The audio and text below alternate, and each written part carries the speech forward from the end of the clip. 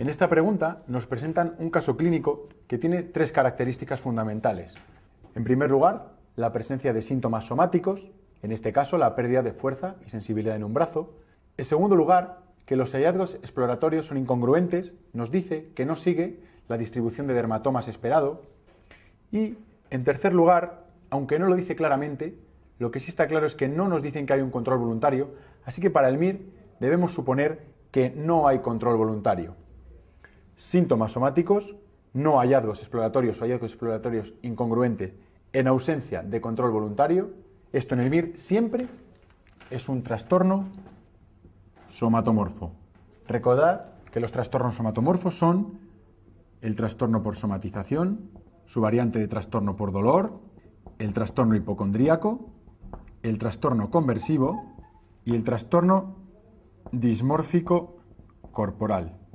Es importante que recordéis cuáles son, porque en el MIR incluso hay alguna pregunta en la que únicamente nos han preguntado, en una pregunta, ¿cuál de los siguientes no es un trastorno somatomorfo?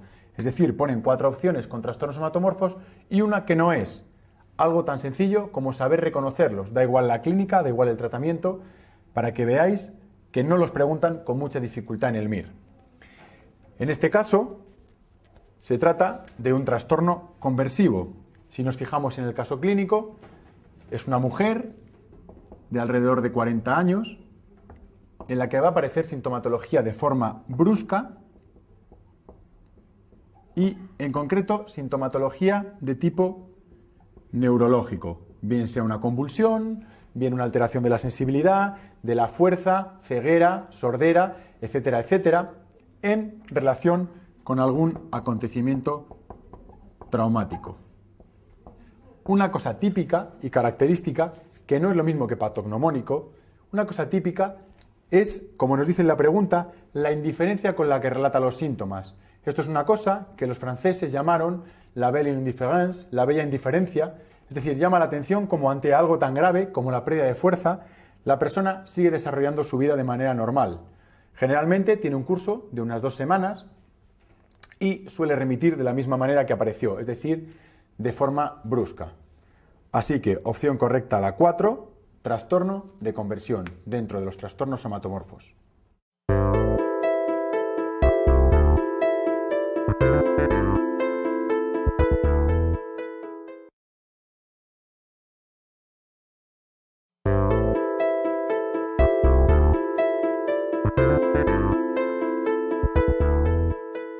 Cuando uno se estudia para el MIR, los trastornos de la conducta alimentaria, hay 2 grupos.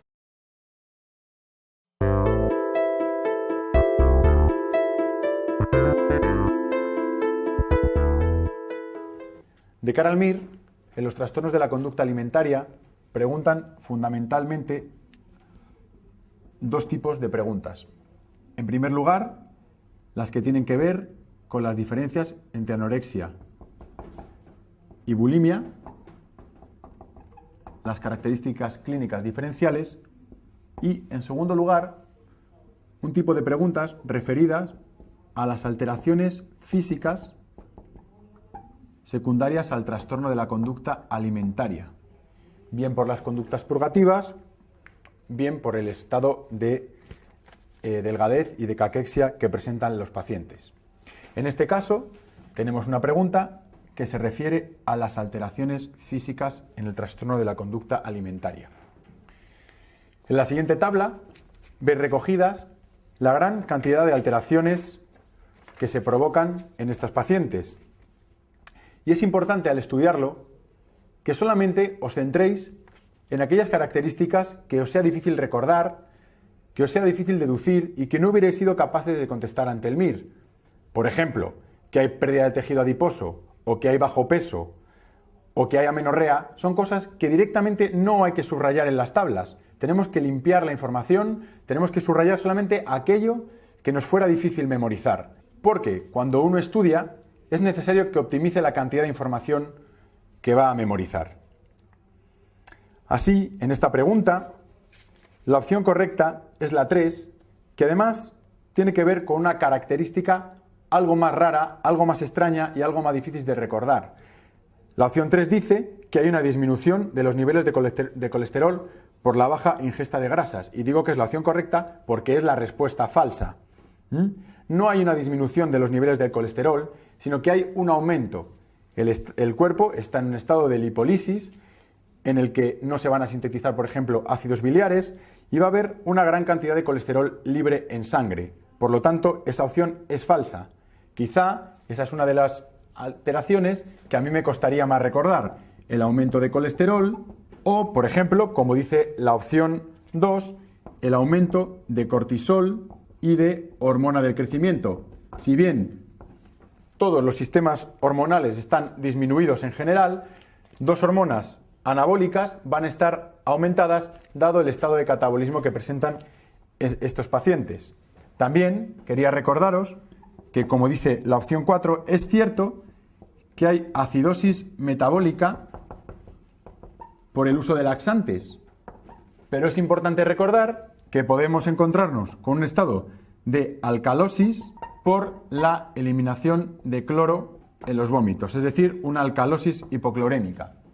Otra característica que, por ejemplo, me llamaría la atención es la miopatía, en concreto miocardiopatía, que se provoca al utilizar jarabe de ipecacuana, que lo utilizan para provocarse el vómito. Así, os recuerdo dos cosas. Primero, que las alteraciones físicas de los trastornos de la conducta alimentaria son muy preguntados en el MIR. Y segundo, que tenemos que ser capaces de liberarnos de información e ir a subrayar solamente aquellas cosas que a uno le resultan complicadas de memorizar, que a uno le resultan difíciles de entender y de contestar en el MIR.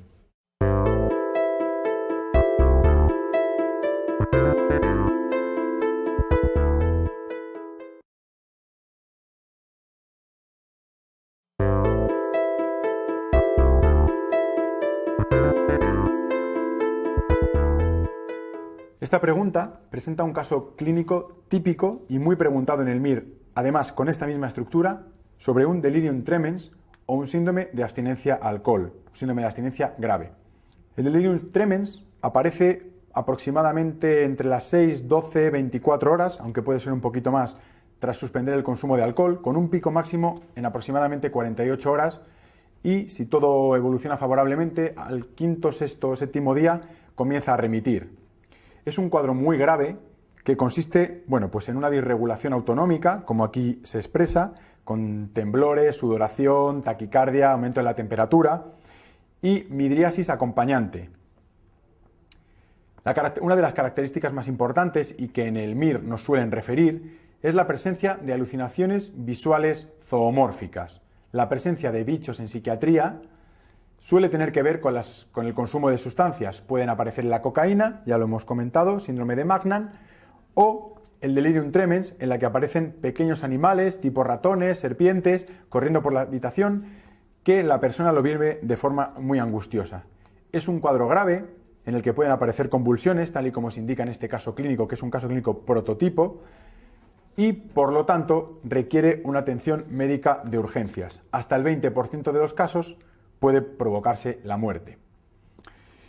Así que dos opciones son claramente con las que nos tenemos que quedar, la 1 y la 2, en la que dice que hay que hacer observación en el hospital, y para decidirnos entre una y la otra debemos recordar que el tratamiento de elección del delirium tremens, además de las medidas de soporte vital, lógicamente, son las benzodiazepinas. Debemos recordar, muy importante, que las benzodiazepinas están contraindicadas en los síndromes confusionales en general porque aumentan la confusión, pero sin embargo, en el único síndrome confusional en el que estaban permitidas, en el que debían utilizarse, es en el síndrome confusional secundario a la deprivación de alcohol o delirium tremens. Así pues, la opción correcta es la 2, que dice observación en el hospital y tratamiento con benzodiazepinas. En los trastornos relacionados con el consumo de alcohol, debemos recordar otro tipo de trastorno psiquiátrico que es la alucinosis alcohólica. Si bien la alucinosis y el delirium son dos trastornos que no tienen nada que ver, en el MIR siempre lo preguntan de forma comparada y, por lo tanto, debemos hacer hincapié en las diferencias. Como podéis ver en la tabla que aparece a continuación, y como ya os he apuntado, son dos cuadros que no tienen que ver, puesto que el delirium tremens En el delirium tremens se produce una alteración del nivel de conciencia con una disregulación orgánica importante y la presencia de alucinaciones en forma de bichos, con la gravedad que conlleva este cuadro y la posibilidad de muerte. En la alucinosis alcohólica no hay tal alteración del nivel de conciencia. Se va a producir durante la intoxicación, no es por una abstinencia brusca, aunque puede darse en abstinencia, pero para el MIR vamos a recordar que el delirium tremens es típico de la abstinencia y la alucinosis de la intoxicación. En la alucinosis alcohólica, como se refleja en la tabla, lo que va a haber es unos fenómenos sensoperceptivos en forma de voces insultantes, sin que haya alteración del nivel de conciencia ni ninguna alteración orgánica importante, como ocurre en el delirium tremens. Mientras el delirium tremens lo tratamos con benzodiazepinas y soporte vital, la alucinosis alcohólica la vamos a tratar con antipsicóticos a baja dosis hasta que se resuelvan las alucinaciones.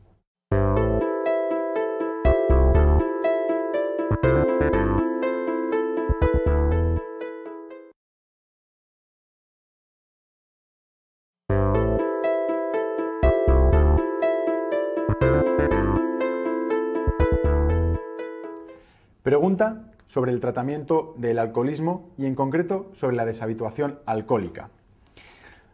A la hora de tratar a este tipo de pacientes podemos utilizar dos tipos de fármacos, los interdictores y los fármacos que disminuyen el craving. La opción 1 se refiere a un fármaco interdictor, el disulfiram. El disulfiram es un fármaco que interrumpe el sistema de metabolización del alcohol, inhibe la aldehído deshidrogenasa, de manera que produce una acumulación de aldehído,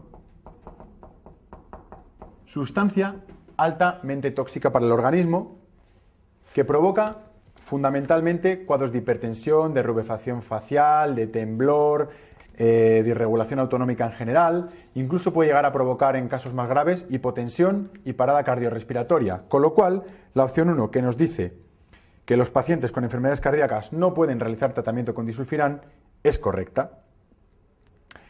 El otro grupo de fármacos, que son los fármacos anti-craving, incluye el que se menciona en la opción 5, la naltrexona. La naltrexona es un antagonista de los receptores de opioides, de manera que va a funcionar sobre el circuito de recompensa, tal y como dice la opción 5, actúa sobre el circuito de recompensa disminuyendo la sensación placentera que provoca el consumo de alcohol, ya que inhibe a los opioides endógenos, que son los que nos dan esta sensación placentera. Por supuesto, como dice la opción 2, en todos estos tratamientos de desintoxicación, sea de la sustancia que sea, la psicoterapia siempre va a estar indicada y si observamos patología psiquiátrica comórbida, como por ejemplo depresión, podemos utilizar fluoxetina. Así pues, y por descarte, la opción falsa es la opción número 4, en la que dice que el litio es tratamiento de elección de la deshabituación de alcohol.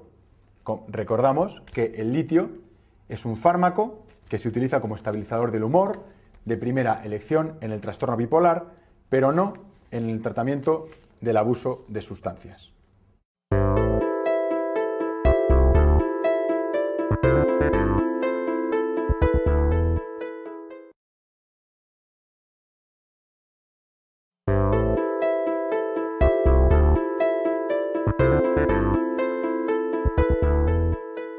Bueno, pregunta sobre el consumo de opioides, de opiáceos. Son las segundas sustancias más preguntadas en el MIR después del alcohol. Y en este caso, la opción falsa, la opción menos probable, es el estreñimiento. Si bien durante la intoxicación por opiáceos se puede provocar estreñimiento, se puede producir, es mucho menos probable que se dé la abstinencia y de hecho en la abstinencia lo que suele haber principalmente es diarrea.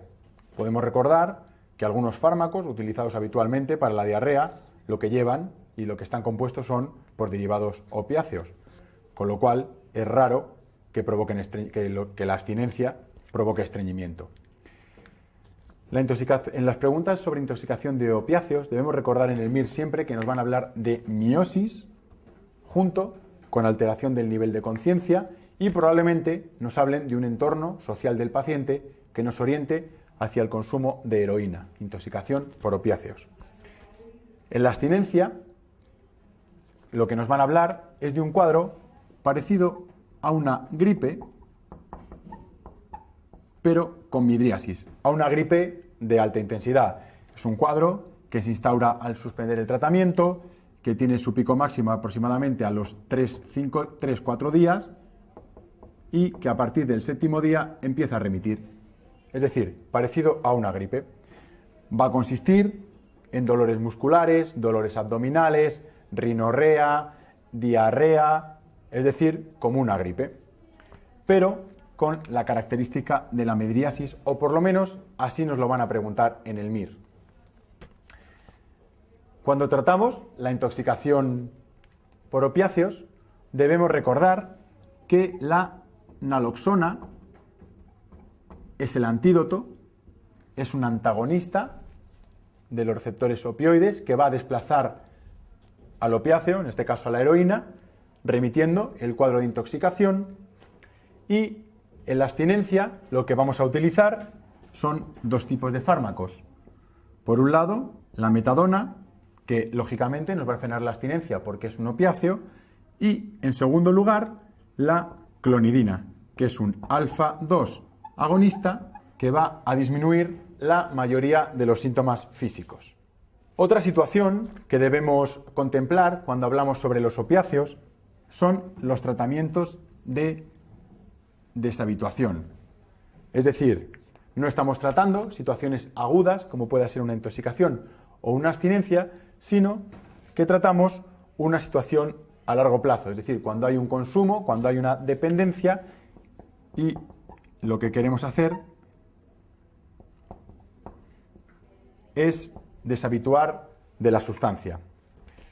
En este caso tenemos dos tipos de estrategias, las estrategias de baja exigencia y las estrategias de alta exigencia.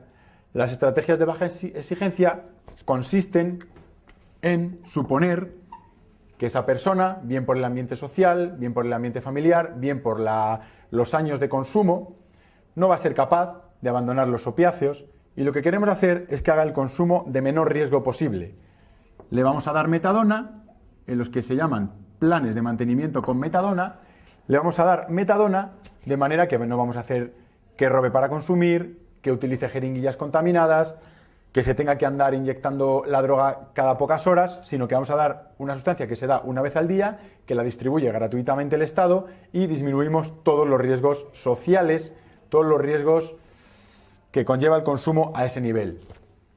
Los planes de alta exigencia se proponen para personas que hacen un consumo más puntual, que hacen una dependencia o que hacen un abuso de manera más puntual, teniendo una vida social más estable, teniendo una situación social mucho más adaptada, y sí que les vamos a exigir que abandonen el opiáceo por completo. No nos conformamos con que queden tomando un opiáceo controlado, sino que vamos a pedirles que lo abandonen. Para ello utilizamos la naltrexona. La naltrexona, que es un antagonista de los receptores opiáceos, de los receptores opioides, y va a actuar por dos vías. En primer lugar, por el circuito de recompensa. Al ser un antagonista del circuito de recompensa, pues va a hacer que haya menos estímulo, menos recompensa y menos sensación de placer. Y en segundo lugar, la naltrexona lo que va a hacer es colocarse en los receptores de opiáceos, de opioides, de manera que cuando el opiáceo llega al receptor está ocupado por la naltrexona y el efecto es mucho menor. Así pues, para la deshabituación tenemos dos tipos de estrategias: los planes de baja exigencia con metadona y los planes de alta exigencia con naltrexona. Y esto es lo que hay que conocer de cara al MIR sobre el consumo y tratamiento de los opiáceos.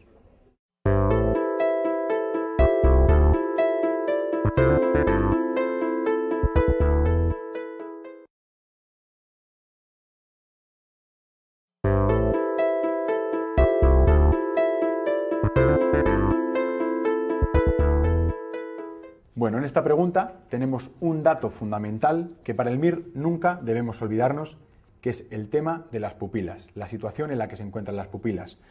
Nos hablan, en este caso, de una midriasis bilateral que, introducida y colocada o situada dentro de este caso clínico, en el que hay un aumento de la actividad física, un aumento de la actividad cardíaca, de la temperatura, del pulso, unas ideas de persecución, unas ideas megalomaníacas, todo esto constituye un caso clínico típico del MIR de intoxicación por cocaína. Así que cuando en una intoxicación nos hablen de pupilas dilatadas,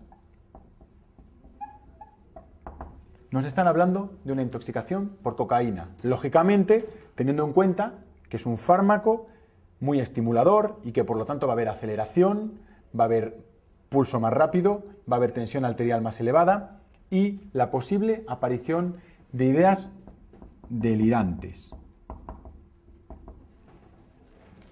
Bueno, conociendo que puede haber pupilas dilatadas en la intoxicación por cocaína, podemos saber también que en la abstinencia a cocaína lo que vamos a encontrar son pupilas mióticas y de cara a las pupilas debemos recordar que cuando nos hablen de opioides, opiáceos, lo que vamos a tener son pupilas mióticas durante la intoxicación y midriáticas en la abstinencia. Es un cuadro clínico típico, que así lo van a contar en el MIR, que el tratamiento es de soporte. Si hay mucha aceleración, si hay muchas ideas delirantes, daremos antipsicóticos. Si hay mucha ansiedad, daremos benzodiazepinas, igual que si hay insomnio, daremos benzodiazepinas, y debemos controlar las constantes vitales, manera de garantizar un soporte vital a esta persona. Otra característica que en el MIR podrían ponernos una pregunta o que podrían relatar en el caso clínico es la presencia de alucinaciones táctiles en forma de hormigas que recorren la piel, se llama formicación, con M, o síndrome de Magnan. Todo esto se relaciona con el consumo de cocaína en psiquiatría.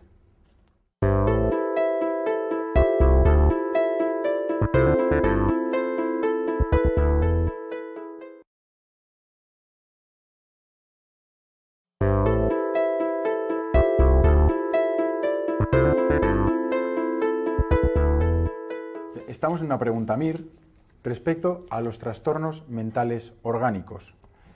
En este caso, nos están presentando un caso clínico prototipo, un caso clínico típico del síndrome confusional agudo o delirium. En el MIR, para que en psiquiatría podamos hablar de un síndrome confusional agudo, tenemos que tener dos características siempre en cuenta. En primer lugar, las fluctuaciones o la alteración del nivel de conciencia. Sin esto, no tenemos un síndrome confusional agudo en el MIR, nunca. Siempre tiene que haber alteración del nivel de conciencia. Y el otro factor que debemos tener en cuenta en el MIR es que el síndrome confusional agudo o delirium tiene una causa orgánica. Y por eso, en cualquier pregunta MIR, siempre cuando nos pregunten características típicas del síndrome confusional agudo, debemos tener en cuenta que siempre nos tienen que decir que hay una alteración del nivel de conciencia o siempre tenemos que buscar la opción en las que nos hablen del nivel de alteración de conciencia. Y por otro lado, todas las preguntas que tengan que ver con pruebas diagnósticas, exámenes, búsqueda de causa orgánica van a ser las opciones correctas, porque para el MIR, en el síndrome confusional agudo, siempre tienen que darse estas dos características: la alteración de nivel de conciencia y la causa orgánica. Otra cosa importante que hay que recordar para el MIR, y que muchas veces lo preguntan con idea de que nos confundamos y de que fallemos la pregunta, es que en el síndrome confusional agudo nunca se pueden utilizar benzodiazepinas porque empeoran la clínica y aumenta el grado de confusión, solamente en caso de que estemos hablando de un delirium tremens. que es un síndrome confusional secundario al consumo de alcohol, a la abstinencia o de privación de alcohol. Pero nunca podemos dar benzodiazepinas en el síndrome confusional agudo. Así que, si tenemos en cuenta las tres características del síndrome confusional agudo y volvemos a la pregunta, evidentemente las respuestas 1, 2 y 5 son falsas y la duda razonable aparece entre la pregunta 3 y la opción 4. En las dos se nos habla de la sujeción mecánica del paciente para facilitar el control y la sedación, y en una nos dicen que utilizan clorazepato dipotásico y en la otra haloperidol. Si sabemos que el clorazepato dipotásico es una benzodiazepina, sabemos que esa opción no es correcta. Por lo tanto, la opción correcta es proceder a la sujeción mecánica del paciente para posibilitar su sedación mediante la administración de haloperidol intravenoso y en la realización de procedimientos diagnósticos y terapéuticos que se estimen indicados, porque os recuerdo que ante un cuadro de síndrome confusional agudo siempre tenemos que ir a buscar la causa orgánica.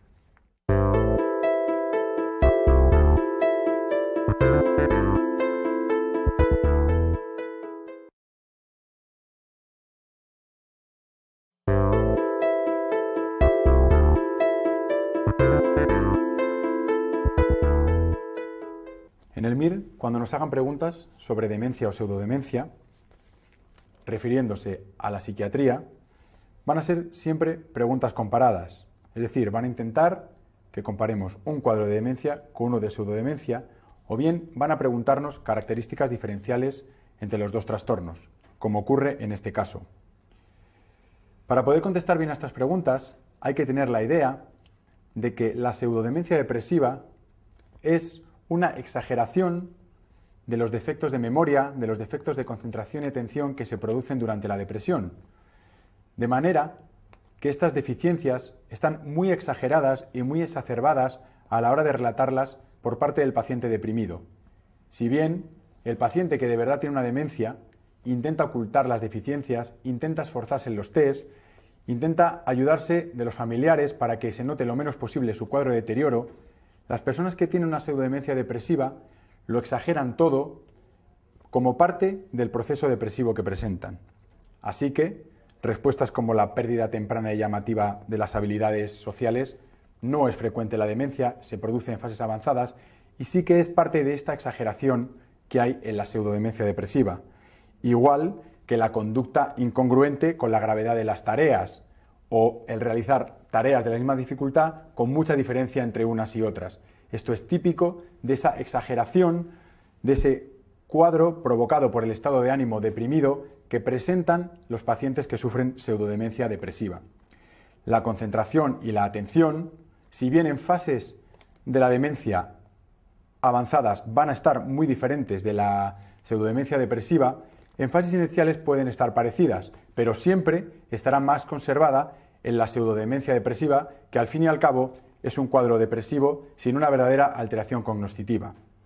En este caso, la opción correcta, la que nos hace pensar más en una demencia verdadera que en una pseudodemencia, es el agravamiento nocturno de las deficiencias, porque los pacientes que tienen una demencia, toda privación de estímulos, como puede ser, por ejemplo, la disminución de la luz, en la noche, el oscurecimiento, el que haya menos sonidos, el que haya menos estimulación, va a hacer que las deficiencias sean mucho más claras que en la pseudodemencia depresiva. Además, podemos recordar que cuando hay una depresión, el empeoramiento se produce sobre todo por las mañanas, con una mejoría por las noches, lo cual justifica todavía menos que hubiera un agravamiento de las deficiencias por la noche.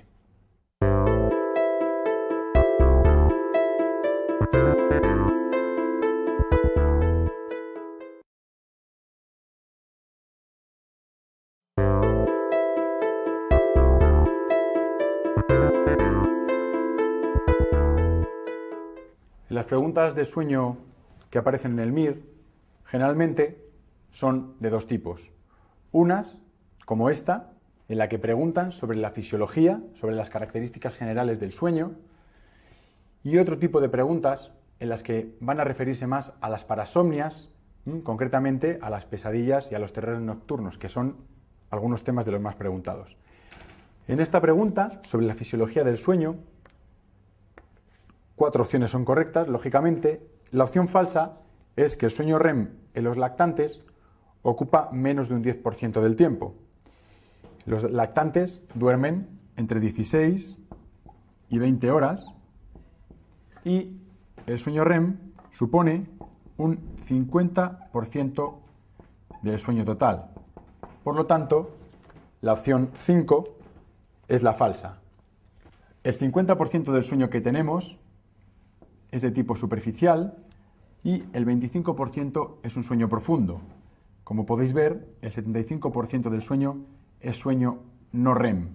Este sueño predomina en la primera mitad de la noche, casi los 2/3 de la noche, y el sueño REM solamente supone un 25%, dándose en el tercio final de la noche. Algunas cosas preguntadas en el MIR o algunas características que podemos recordar es que en la fase 2 del sueño es típica la aparición del bruxismo y que en el sueño profundo es donde suelen aparecer el sonambulismo y los terrores nocturnos. En el sueño REM es donde van a aparecer los sueños conocidos como sueños, que son las ensoñaciones, y también en este grupo aparece otra parasomnia, que son las pesadillas. Este es el sueño típico del adulto, este esquema. En los ancianos, tal y como dice la opción 2, disminuye el sueño profundo y aparece mucho más sueño superficial, así como se entrecorta el sueño, siendo más raro o más corto, más escaso el sueño por la noche, pero con periodos de sueño durante el día, con lo cual el sueño total está conservado. Estas son algunas de las características del sueño que pueden ser preguntadas en el MIR en forma de preguntas directas sobre la fisiología del sueño.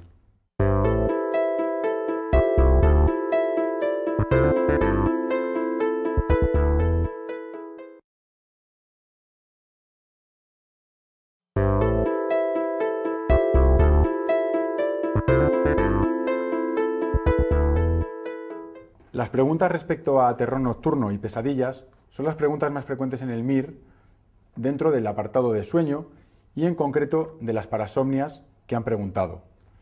La diferencia entre terror nocturno y pesadilla hay que tenerla muy clara porque son entidades diferenciadas a la hora de presentarse en los distintos estadios, la clínica que presentan y las distintas situaciones con las que se relacionan. Como veis en la siguiente tabla, el terror nocturno es típico del sueño profundo, del sueño de ondas lentas, de las fases 3 y 4, que se dan en el tercio inicial de la noche. Se acompaña de síntomas vegetativos, se acompaña de agitación, hay dificultades para despertar a la persona, en ocasiones grita, en ocasiones chilla, en ocasiones se despierta muy sudoroso, pero en general despertar es complicado y al día siguiente no va a recordar el episodio. En esta misma línea puede aparecer el sonambulismo, en el que el paciente pues, también tiene dificultades para despertarse y no suele recordar el episodio. Por otro lado, la pesadilla aparece dentro del sueño REM y sería lo que vulgarmente se conoce por un mal sueño, es decir, estar soñando con algún sueño de contenido negativo. Así que no hay agitación, no hay síntomas vegetativos, a la persona se le puede despertar con tranquilidad y puede que haya recuerdo del episodio, a diferencia del terror nocturno.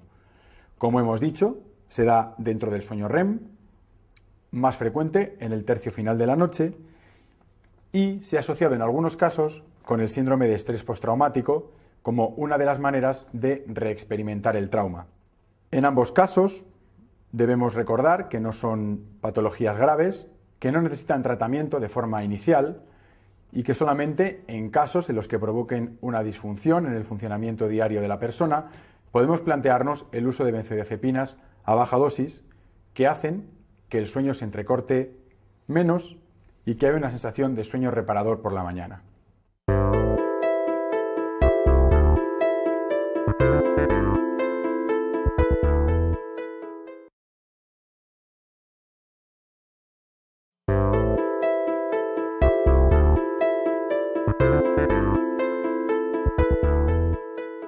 Debemos recordar para el MIR que hay 3 grupos de trastornos de la personalidad.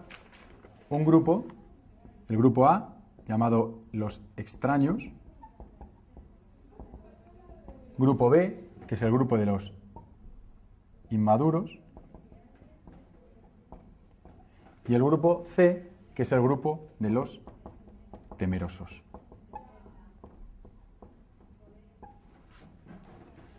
Dentro de cada grupo hay distintos tipos de personalidades, cada una de las cuales tiene unas características diferenciales. Dentro del grupo de los extraños, de los raros, tenemos la personalidad esquizoide, que la personalidad esquizoide sería, por ejemplo, la del ermitaño, ¿no?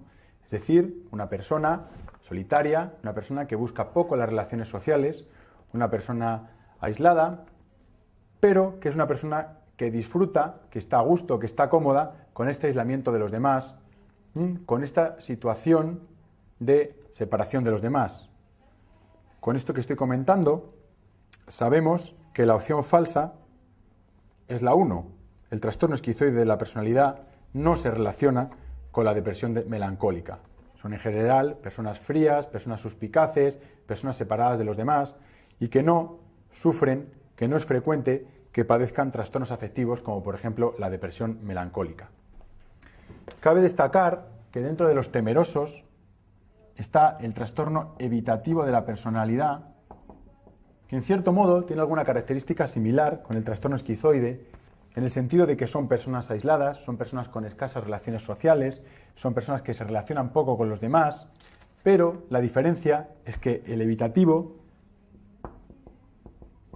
si bien aquí tenemos el ermitaño, el evitativo sería el hiper o súper tímido.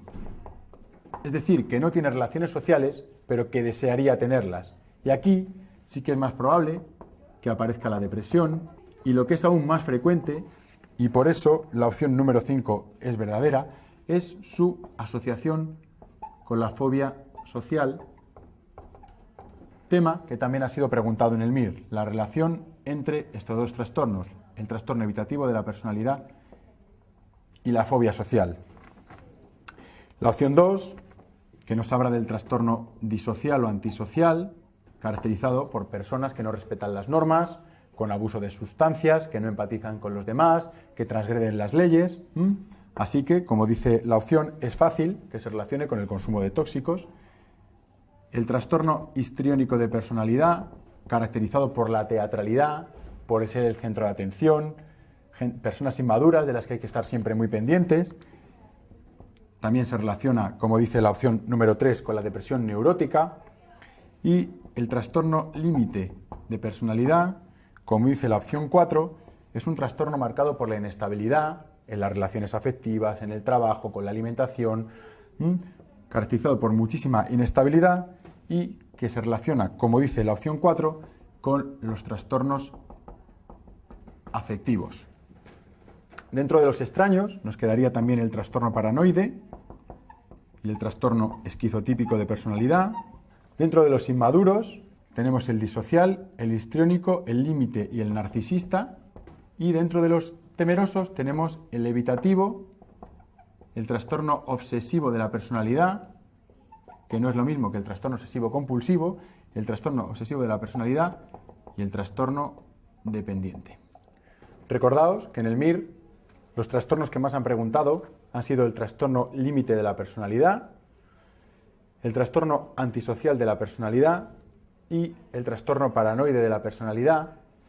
En el trastorno paranoide de la personalidad tenemos que recordar que son personas suspicaces, son personas desconfiadas, que también tienen dificultades para las relaciones sociales por este motivo, y lo que han preguntado en el MIR es la presencia de ideas delirantes, y en ese punto es cuando dejamos de tener un trastorno del paranoide de la personalidad para tener otro diagnóstico, bien esquizofrenia, bien trastorno delirante crónico o episodio psicótico breve, pero el trastorno paranoide de la personalidad no debe presentar ideación delirante, solamente suspicacia, desconfianza, pero sin llegar a conformar una verdadera estructura psicótica.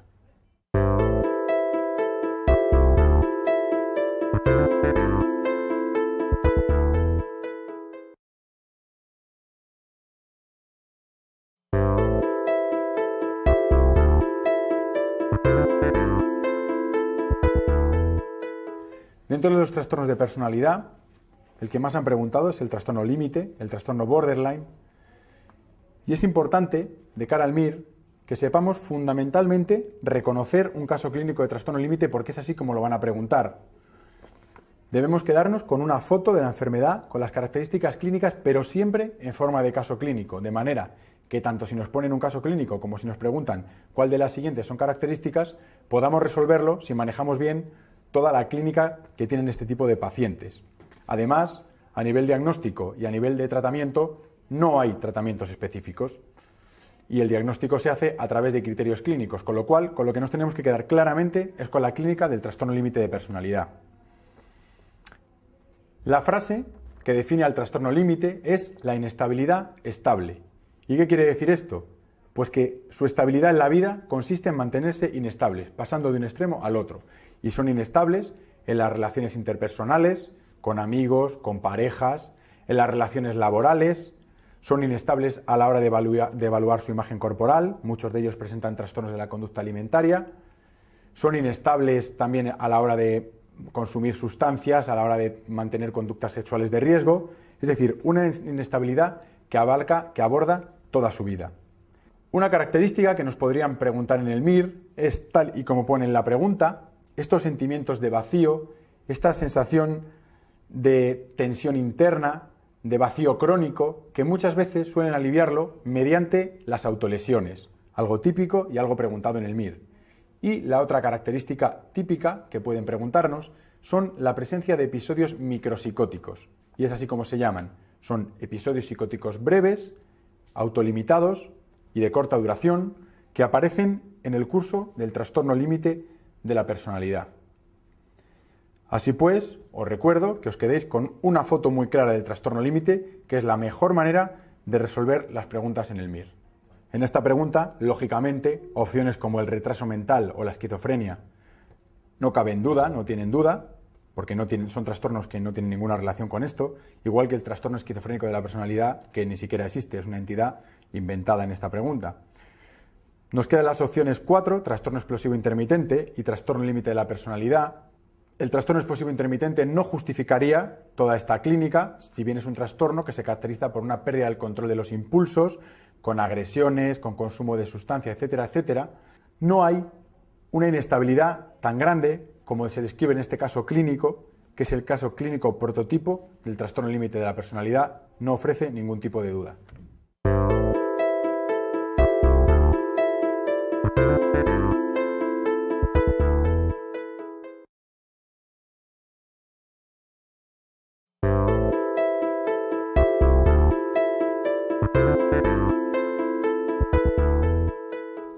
Preguntas sobre psiquiatría infantil. Uno de los temas más preguntados es el trastorno por déficit de atención e hiperactividad. En este trastorno existen 3 tipos de síntomas: el defecto de la atención, la hiperactividad y la impulsividad. El déficit de atención hace niños que no pueden concentrarse, niños que no pueden estar atentos, con bajo rendimiento escolar y malos resultados académicos. La hiperactividad va a hacer que los niños sean incapaces de estar atentos a una misma acción, va a hacer niños incapaces de ceñirse al orden, de ceñirse a las reglas, niños de difícil manejo, y la impulsividad va a hacer que se muevan de manera atropellada, de que interrumpan, que no terminen las respuestas, que no sean capaces de mantener un funcionamiento fluido, dado ese funcionamiento tan impulsivo. En esta pregunta hace hincapié en los tratamientos y debemos recordar 2 cosas. En primer lugar, que el tratamiento de elección es el metilfenidato, un derivado anfetamínico, que actúa fundamentalmente sobre el déficit de atención, ya que en estos niños hay una disminución de la función de la dopamina, una disfunción dopaminérgica, fundamentalmente a nivel frontotalámico. Así que al utilizar el metilfenidato estimulamos esta zona cerebral y mejoramos todo el déficit de atención. Y por otro lado, están contraindicados los fármacos ansiolíticos. Así pues, la opción número 3 es la opción falsa, en la que nos dicen precisamente que los ansiolíticos son el tratamiento de elección.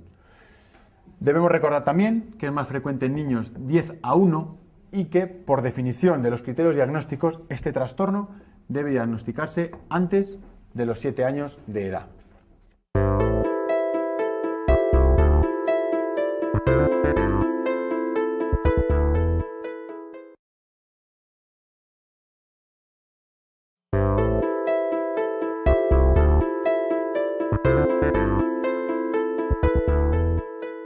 Pregunta sobre los trastornos generalizados del desarrollo.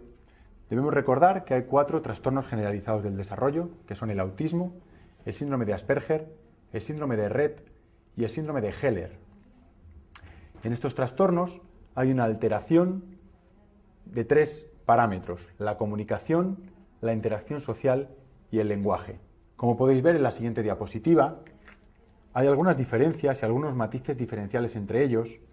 En el autismo hay una alteración completa en las 3 esferas, en la comunicación, en la interacción social y en el lenguaje, así como una asociación con retraso mental en el 75% de los casos, siendo más frecuente en los varones que en las mujeres 3:1. La opción 1 es una opción incorrecta, la prevalencia no es igual entre ambos géneros. En el trastorno de Asperger existe una alteración de la comunicación y de la interacción social, hay menos incidencia de retraso mental y además no hay alteración del lenguaje, lo cual lo diferencia fundamentalmente del autismo. Así pues, la opción 2 es incorrecta. En el Asperger no hay una alteración del lenguaje.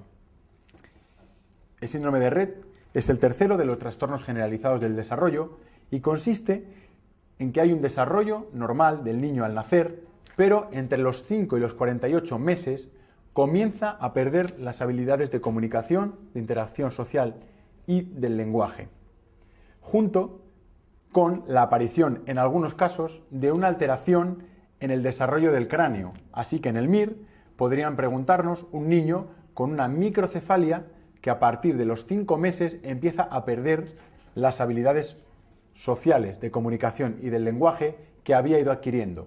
La respuesta número 4 es falsa, ya que la clínica no es a los 5 años de edad, sino entre los 5 y los 48 meses.